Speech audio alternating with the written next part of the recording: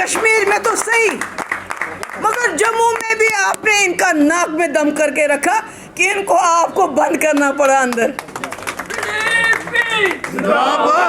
Democratic party madam महबूबा आगे चलो। बस अब मेरा ये है कि लोकल बॉडीज के इलेक्शन आने वाले हैं, पंचायत के इलेक्शन आने वाले हैं। आप जीतो या हारो, मगर मैं चाहती हूँ मेरा वर्कर मैदान में जाना चाहिए। जो भी जीत के आएगा वो पूरे अपने इलाके के काम कर सकता है। आपको पता है इस वक्त जो मैं बोलना नहीं चाहती हूँ, जो इन पदों पे बैठे हुए हैं वो कैसे लोग हैं, वो क्या करते हैं। तो इसलिए आपको मैं इसलिए भी मुबारकबाद देना चाहती हूँ कि कश्मीर में तो ठीक है बंद कर दिया, और जम्मू में भी ये हमारे साथ फाइटर बन गए हैं, इनको भी बंद कर दिया है। क्योंकि आपको समझना चाहिए किसी और पार्टी को बंद नहीं किया। ये पीडीपी से घबराते क्यों हैं? क्योंकि हमारे कपड़ों पे कोई दाग नहीं है, हमारे कपड़ों पे कोई दाग नहीं है। हमें किस बहाने, मेरी माँ को ईडी ने बुलाया, मेरे भाई को ईडी ने बुलाया, मगर क्या करते जब कुछ था ही नहीं। तो इसलिए मैं आप सबकी शुक्रगुजार हूँ। आज आए, बहुत गर्मी है, बहुत धूप है, और मैं आपको शुक्रिया अदा करना चाहती थी जिस तरह आपने पीडीपी का झंडा थामा है। लोगों में जाओ, जो बहने बातें कहीं खुल के करो, उनको बोलो एक तरफ से ये कहते हैं परिवारवाद, जवाहरलाल नेहरू परिवारवाद, इंदिरा गांधी परिवारवाद, राजीव गांधी परिवारवाद, दूसरी तरफ से बलात्कारवाद, उसमें चिन्मैया हो, कुलदीप सिंह हो, उसमें राम रहीम हो, उसमें जो इनका इस वक्त बेल पे घूम रहा है, वो उसका मैं नाम नहीं लेना चाहती, जिसने पहलवान बच्चों के साथ ज्यादती की। तो लोगों को कहना चाहिए आप चुनो, आप नेहरू गांधी वैसा कांग्रेस परिवारवाद चुनना चाहते हो या बलात्कारवाद चुनना चाहते हो। Thank you. लोग ये नहीं समझेंगे तो खुदा ना खास्ता जो मणिपुर से लेके हरियाणा तक हुआ है ये पूरे मुल्क के अंदर हो जाएगा, और इसका शिकार सबसे पहले जम्मू हो जाएगा। क्योंकि इनके पास आपको देने के लिए स्मार्ट मीटर है, शराब की दुकानें हैं, बाहर के ठेकेदार जो आपका काम ठेकों पे लेते हैं, बेरोजगारी है, करप्शन है, महंगाई है। इसके अलावा इनके पास आपको देने के लिए कुछ नहीं है। अब असली गोली क्या है? हिंदू मुस्लिम, हिंदू मुस्लिम, हिंदू मुस्लिम। और बदकिस्मती से कुछ ऐसे यहाँ पर लोग हैं जो उसका प्रोपगेशन करते हैं। बाकी मैं जम्मू के लोगों को जानती हूँ। मैंने कहा मेरे वालिद ने यहाँ से इलेक्शन जीता, कैसे जीता अगर जम्मू के लोग क्रिमिनल होते। कश्मीर में हालात ख़राब हो गए तो जम्मू के लोगों ने न सिर्फ कश्मीरी पंडित बल्कि मुसलमानों को पनाह दी। मगर पता नहीं क्या हो जाता है भाइयों बहनों, औरंगजेब हो, बाबर हो, समझ नहीं आता, ये मुझे समझ नहीं आता। और सबसे बड़ी बदकिस्मती जो है वो ये है कि हमारा मीडिया, मेन स्ट्रीम मीडिया, अब तो यूट्यूब पे भी चले गए ये लोग।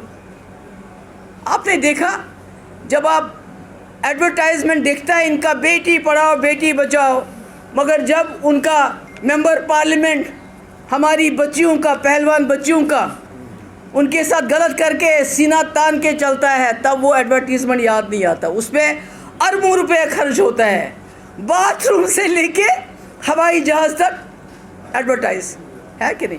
बाथरूम में तो नहीं होनी चाहिए थी फ़ोटो इनकी, वहाँ भी लगा के रखी, क्या करें, ये बड़ी मुसीबत है। मेरे कहने का मकसद है जो मीडिया है, जो वॉच डॉग होता है, जिसका काम होता है नज़र रखना। अन्ना हज़ारिया कभी कामयाब नहीं होता अगर मीडिया उसका साथ नहीं देता। राहुल ने इतनी बड़ी यात्रा चलाई, मेन स्ट्रीम मीडिया कहीं नहीं था, आज भी मेन स्ट्रीम गायब। क्यों? क्योंकि जो बड़े बड़े उद्योगपति है ये मीडिया सब उनका है, इनको तनख्वाह से काम, बेचारों को ये क्या करेंगे। इनको वहीं से डायरेक्शन मिलती है कि शाम को 9 बजे हिंदू मुस्लिम, इसके बगैर कुछ नहीं करना है। कुछ मुसलमान किराएदार रखे हैं उन्हें दाढ़ी वाले, और कुछ हिंदू लोग जो आपस में टीवी पे झगड़ा करवाते हैं, वो कोई मुसलमान मौलवी मुसलमान नहीं होता है, और वो कोई हिंदू मेरा हिंदू नहीं होता, जो वहाँ पर वो सिर्फ पैसा लेके टीवी पे बैठते हैं लड़ाने के लिए, लोगों के ऊपर जहर डालने के लिए। खान को जेल में डाला, वहाँ कोई ताजुब नहीं हुआ लोगों को, क्योंकि अगर आप देखेंगे जब भी वहाँ कोई सरकार आती है अपोनेंट को कुछ ना कुछ वो करती है। मगर यहाँ इस मुल्क के अंदर ये आज तक कभी नहीं हुआ था कि आप अपोजिशन को जेल में डाल देते हो, उनका मुकाबला नहीं करते हो। अरे democracy is a battle of ideas, यानी ख्यालात की जंग होती है।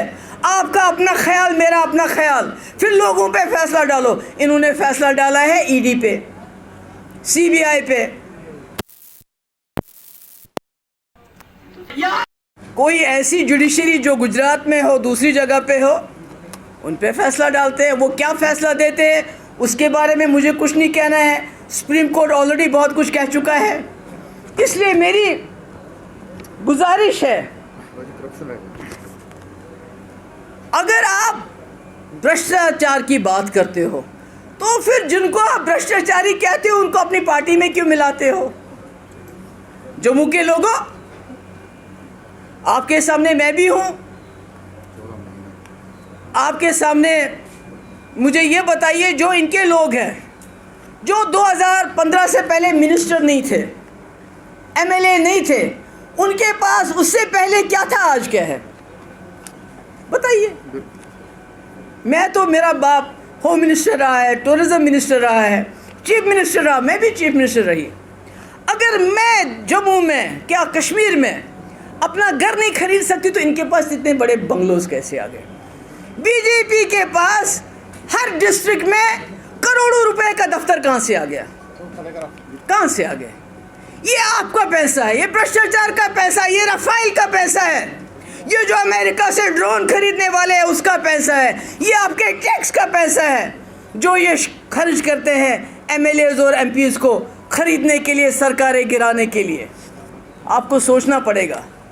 मैं कोई कांग्रेसी वकालत नहीं हूँ यहाँ पर, मैंने पहले भी कहा कांग्रेस ने भी बड़ी गलतियाँ की होंगी, मगर उन्होंने मुल्क को संभाल के रखा, टूटने नहीं दिया। उन्होंने हमसाया मुल्क में गड़बड़ हुई उसको तोड़ा, पर अपने मुल्क को तोड़ने नहीं दिया। अरे अब कुछ नहीं तो आज फिर एक बार लाल आँख ही दिखा देते, अब तो लाल आँख भी नहीं दिखाते हो। हाँ, क्या है ये? एक वक्त था जब हमारे मुल्क को पूरी दुनिया में बहुत इज्जत की नज़र से देखा जाता था। क्यों? क्योंकि ये एक जमहूरी मुल्क, जहाँ गंगा जमुना तहजीब, जहाँ लोग इकट्ठे रहते थे, जहाँ एक वोट से इंदिरा जी इलेक्शन, एक वोटर ने वोट डाला, गरीब ने, अमीर ने इंदिरा जी को नाकाम बना दिया। ये वो जमहूरियत थी। और जब इंदिरा जी नाकाम होगी उसके बाद मुरारजी देसाई आ गए, इंदिरा जी ने, उसके बाद उन्होंने इंदिरा जी को जेल में नहीं डाला। डॉक्टर मनमोहन सिंह आए, जवाहरलाल नेहरू आए, वाजपेयी जी आए, मगर किसी ने दूसरे अपोनेंट को जेल में नहीं डाला। ये तो हमारी रिवायत नहीं थी, ये तो पाकिस्तान में होता था, हमसाया मुल्क में होता था। ये तो वहाँ हुआ जब ज़ियाउल हक आया, उसने मजहब के जिन, नफरत के जिन को बोतल से निकाला। जिन मदरसों में तालीम होती थी, कुरान शरीफ पढ़ाया जाता था, उसमें मजहब और नफरत पढ़ाई गई, आज तक वो भुगत रहे हैं। वही काम आज बीजेपी कर रही है। कर रही है, नहीं कर रही है? शाखाओं में क्या करते हैं इस वक्त? तलवार, अब तो तलवार भी छोड़ दिया। अब तो आपने देखा रेलवे में कैसे उसने गोली मार के 4 लोगों को मार दिया, कैसे रास्ते पे आके कहीं जलसा होता है तो गोली मार देते हैं, कैसे इनके मिनिस्टर नारा मारते हैं देश के डैश डैश डैश। पर मैं कहती हूँ, कॉन्स्टिट्यूशन से गद्दारी कौन कर रहा है इस वक्त? संविधान से गद्दारी कौन कर रहा है?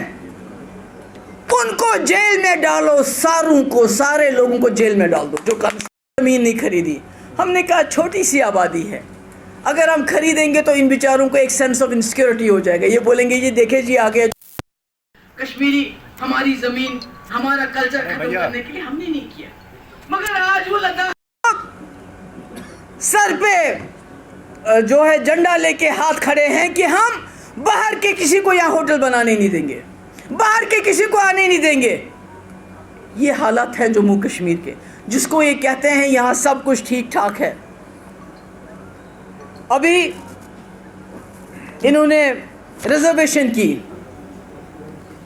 अरे अगर आप में नियत साफ होती, रिजर्वेशन के बदले सीटें रिजर्व करते। अगर आरएसपुरा के लोगों ने मुफ्ती साहब के लिए वोट डाला। कश्मीर में कश्मीरियों ने फोतेदार साहब के लिए वोट डाला। आपने मनलाल कोल के लिए वोट डाला, कश्मीरी मुसलमान ने। आपने डीपी दर के लिए वोट डाला। आपने पैरलाल हुंडू के लिए वोट डाला, कश्मीरी मुसलमानों ने उनको एमएलए बनाया। आज कश्मीर में हमारे पंडित भाइयों के लिए 2 सीटें रिजर्व करते, जम्मू में रिफ्यूजीज के लिए 1 करते, कश्मीर में हमारे सरदार जो वहाँ रहे, जिन्होंने कश्मीर नहीं छोड़ा, उनके लिए 1 करते। हम वोट डालते उनके लिए। मगर नहीं, क्या किया, इसको भी अपनी जेब में रखा, ताकि जो इनकी अपनी थिंकिंग के जैसा होगा अपनी जेब से निकाल के उसी को लाएंगे, जो इनकी तरह जहर बटोरेगा, जो मुसलमान को हिंदू से लड़ाएगा, ब्राह्मण को शेड्यूल कास्ट से लड़ाएगा, पहाड़ी को गुज्जर से लड़ाएगा, यहाँ तक कि अब जो जम्मू में रिक्शा वालों को भी आपस में लड़ा रहे हैं। ये सही है? सही है ना? अभी हमारा रास्ता जो नेशनल हाईवे बंद है कि नहीं, खराब हो रहा है। टोल टैक्स कौन दे रहा है? दे रहे हो आप कि नहीं दे रहे हो? तो मेरा कहने का मकसद है, मुझे मालूम है जम्मू वालों, आपको हमारे बारे में रिजर्वेशन है। आप समझते हैं हम पता नहीं क्या है, कहाँ से आए हैं, मगर अपने मुस्तकबिल के बारे में सोचो। इन्होंने पूरे मुल्क को बर्बाद कर दिया। जो जवाहरलाल नेहरू ने बनाए थे इंस्टीट्यूशंस, इन्होंने एयरपोर्ट भेजा, LIC भेजा, रेलवे भेजा, सब कुछ भेज दिया इन्होंने, कुछ नया नहीं बनाया। मगर आप सोचो कि ये जम्मू कश्मीर को पूरे मुल्क में बेचते हैं, तब जाके वोट लेते हैं। अरे मुझे बताओ, ये समझ नहीं आती आप लोगों को कि इन्होंने पुलवामा के जो शहीद, उनको भी बेच के वोट मांगे कि नहीं मांगे? याद है आपको? हाँ। उसके बाद मुझे बताइए, वो तो उसके बारे में पुलवामा में क्या हुआ वो मैं नहीं बोलूँगी, वो सतपाल मलिक बहुत अच्छी तरह बोलते हैं। उसके बाद बालाकोट हुआ, उस पर भी वोट ले लिए। अरे इंदिरा जी ने तो बांग्लादेश बनाया, पर कभी उसने उन अपने शहीदों पे वोट नहीं मांगे, बांग्लादेश पे वोट नहीं मांगे। कभी उसने नहीं रखा कि आपको 1 वोट डालना है उस जवान के लिए जिसने शहादत दी पुलवामा में। उसने तो नहीं कहा ऐसा। She did not say that. ये क्यों नहीं पूछते हो कि अगर आपको परिवारवाद से नफरत है वो हम समझते हैं, मगर बलात्कारवाद से प्यार क्यों है? हाँ?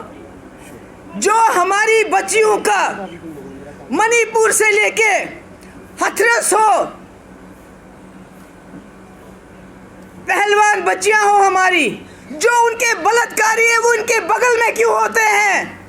अगर राहुल गांधी को 2 साल की जेल सजा दिलाई इन्होंने, उनको क्यों बाहर रखा है? वो क्यों इनके कंधे पे होते हैं? देखिए आप देखिए ना, परिवारवाद। मैं कहती हूँ गांधी नेहरू फैमिली का परिवारवाद एक तरफ से, इनका बलात्कारवाद होना वो दूसरी तरफ से। मुझे बताओ क्या चुनोगे आप? भ्रष्टाचारवाद, जो भ्रष्टाचारी कहते हैं ये भ्रष्टाचारी है, ईडी के जरिए, उसके बाद जो वो बीजेपी के साथ चला जाता है, सब मुक्त हो जाता है, सब ठीक हो जाता है। महंगाईवाद, बेरोजगारीवाद, 2 करोड़ नौकरियां देंगे, कहाँ है? 15 लाख हम गरीबों के अकाउंट में डालेंगे। गरीबों के अकाउंट में तो नहीं आए, मगर बीजेपी दुनिया की सबसे ज्यादा अमीर पार्टी बन गई। कहाँ से आया ये पैसा? मुझे बताओ, अगर ये भ्रष्टाचार नहीं है तो क्या है? आप तो पढ़े लिखे लोग हो, इतना पैसा कैसे आ गया बीजेपी के पास?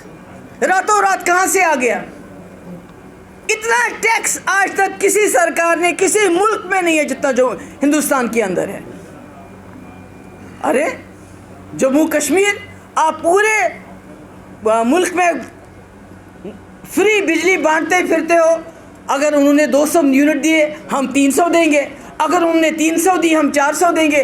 जम्मू कश्मीर जो बिजली पैदा करता है, अरे मुफ्त की बिजली तो हमें पता है आप नहीं दोगे, क्योंकि आपको पता है यहाँ लोगों को रोज़गार नहीं चाहिए, यहाँ लोगों को बिजली नहीं चाहिए, पानी नहीं चाहिए, क्योंकि आप वक्त पे आके बोलोगे हिंदू मुस्लिम है ना, यही बोलोगे ना। तो मेरे कहने का मकसद ये है कि हमारी बिजली, हमारा पानी, आज स्मार्ट मीटर कहाँ लग रहे हैं? बताओ, कहाँ लग रहे हैं? किन के घरों में लग रहे हैं? कितना किराया आ रहा है, कितनी फीस आ रही है? मैं समझती हूँ अगर अमीर हो, 2 लाख 4 लाख 10 लाख उसकी आमदनी हो, अगर आप उसको स्मार्ट मीटर लगाओगे, मैं समझती हूँ चलो ठीक है। मगर गरीब क्या करेगा? वो क्या खाएगा? वो क्या देगा? आपने कितने अमीरों की, आप बताओ मुझे। आपके जो बड़े बड़े दोस्त हैं, उन्होंने अरबों खरबों रुपए लिए हैं बैंकों से, लिया है ना? उनकी बिजली तो नहीं काटते हो आप। अगर गरीब बोलता है मैं मीटर लगाने, परिवारवाद परिवारवाद परिवारवाद, गांधी नेहरू फैमिली, मुफ्ती फैमिली, अब्दुल्ला फैमिली। मैं समझती हूं कि गांधी नेहरू फैमिली से इनको इतनी चिढ़ क्यों है? क्यों? क्योंकि मोतीलाल नेहरू ने अपने बेटे जवाहरलाल नेहरू को विलायत से बुलाया, पढ़ लिख के बोला अंग्रेजों के तलवे नहीं चाटने हैं इनकी तरह, बल्कि अंग्रेजों के खिलाफ लड़ना है, जेल जाना है 10 साल। वो शख्स जेल में रहा, पढ़ लिखे, उसको क्या था? वो भी करता है इनकी तरह चाटोकारी, जो इनके लोगों ने की, माफिया मांगी, चाटोकारियाँ की, वो भी करता। उसके बाद उसी जवाहरलाल नेहरू ने गांधी के साथ मिलके, आज़ाद के साथ मिलके, अंबेडकर के साथ मिलके, सरदार पटेल के साथ मिलके 1947 में जब वो वजीर आजम बने, ऐसा ही माहौल था जो मणिपुर में है, वो सारा माहौल पूरे हिंदुस्तान में था। उस हिंदुस्तान को संभाला, उसको संजोया और हमें एक ऐसा मुल्क दिया जो जमहूरियत पे, जो भाईचारे पे, जो गंगा जमुना तहजीब पे। उसके बाद उनकी बेटी जो गांधी जी की छोटी बनी रही उस वक्त, उनके साथ बहुत छोटी थी इंदिरा जी, जिसने अपनी ज़िंदगी दे दी, इस मुल्क को बलिदान किया उसने। उसके बाद उसका बेटा राजीव गांधी, उसने भी जान निछावर कर दी। अब राहुल गांधी जो कहते हैं मुझे मेंबर पार्लियामेंट से भी निकालो, जेल में भी डालो, मगर मैं हिंदुस्तान की जो रूह है उसको जिंदा रखूंगा। अब साहब और बड़े साहब को गुस्सा आता है परिवारवाद पे, तो मैं क्या करूं? और हमारा परिवार बहुत ज़बरदस्त। मुफ्ती साहब 3 साल 10 महीने वज़ीर आला रहे, मैं 2 साल। परिवारवाद है ना? और इसी परिवारवाद के सामने पहले 3 महीने मुफ्ती साहब के सामने, फिर 3-4 महीने मेरे सामने हमारे साथ सरकार बनाओ। ये याद है आपको? याद है ना? और फिर भी जब हमने सरकार नहीं बनाई तो शर्तें रख के हमने इनसे अंगूठा करवा के सरकार बनाई, इनके हाथ बांध के हमने सरकार बनाई। और 3 साल तक, 10 महीने और 2 साल तक हमने 370 को हाथ लगाने नहीं दिया। हमारे वक्त में भर्तियां हुई, पुलिस में कहीं कोई शिकायत नहीं। जो जम्मू के लोग हैं, इन्होंने 80 की दहाई में मुफ्ती साहब को यहां से जिताया था। मगर मुझे समझ नहीं आती ये बीजेपी के हिंदू मुस्लिम झगड़े में कैसे आते हैं? कैसे आते हो आप लोग? कैसे आपके टमाटर के भाव के बदले, नौकरियों की बात की बजाय, महंगाई के बजाय जब इनके लीडर आते हैं, भाइयों बहनों, औरंगजेब और बाबर उनको याद आते हैं। अरे जो औरंगजेब और बाबर की नस्ल है वो उनको याद करे तो समझते हैं ये क्यों याद कर रहे हैं? अपने बाप को याद करें ये लोग, उनको क्यों याद करते हैं? हाँ, हमारा क्या लेना देना उनके साथ? तो मैं आज जम्मू के लोगों के साथ खास कर बात करना चाहती हूँ कि आप मुझे बताओ, आज कोर्ट में एपटेक का केस चल रहा है, वही एपटेक जिसने यहाँ के हज़ारों नौजवानों के कैरियर बर्बाद कर दी, किए कि नहीं किए? नौजवान पढ़ते लिखते हैं, चाहे वो फायर इमरजेंसी सर्विस हो, चाहे वो सब इंस्पेक्टर हो, चाहे वो जल शक्ति डिपार्टमेंट हो, चाहे वो फाइनेंस डिपार्टमेंट हो, हर जगह इन्होंने दांधलियाँ की।